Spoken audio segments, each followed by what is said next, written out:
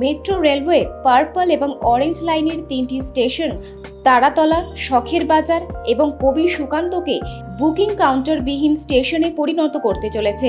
Kolkata metro রেলের মুখ্য জনসংযোগ আধিকারিক কৌশিক মিত্র আজ কথা জানিয়ে বলেন, একটি পাইলট প্রকল্প হিসেবে আগামী 1 আগস্ট থেকে পার্পল লাইনের তারাতলা এবং শখের বাজার মেট্রো স্টেশন এবং অরেঞ্জ লাইনের কবি সুকান্ত স্টেশন বুকিং কাউন্টারবিহীন স্টেশন হতে চলেছে। তারাতলা স্টেশনে দৈনিক গড় যাত্রী সংখ্যা মাত্র 70 জন, যেখানে গড়ে 220 জন যাত্রী প্রত্যহ কবি সুকান্ত মেট্রো স্টেশন ব্যবহার করেন। শখের বাজারে এই সংখ্যা মাত্র 55 জন বলে মেট্রো রেল সূত্রের খবর।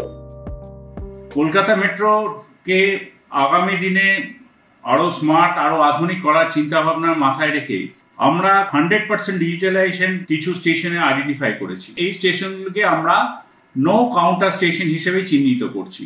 সেখানে যাত্রীদের সুবিধার্থে আমরা এসসিআর এর মেশিন বসাচ্ছি, একাধিক এসসিআর এর মেশিন বসাচ্ছি। এই স্টেশনগুলি হলো কবি সুকান্ত, শখের বাজার এবং তারাতলা। এই 3টে স্টেশনে এবার থেকে কোনো কাউন্টার থাকবে না।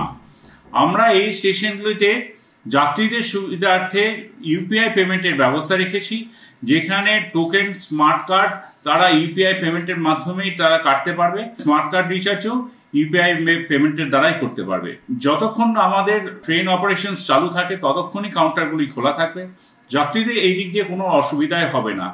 আমরা চাই আমাদের কলকাতা আরো স্মার্ট, আরো আধুনিক, বিদেশের সঙ্গে কম্পেয়ার করার একটা ধাপ মাত্র।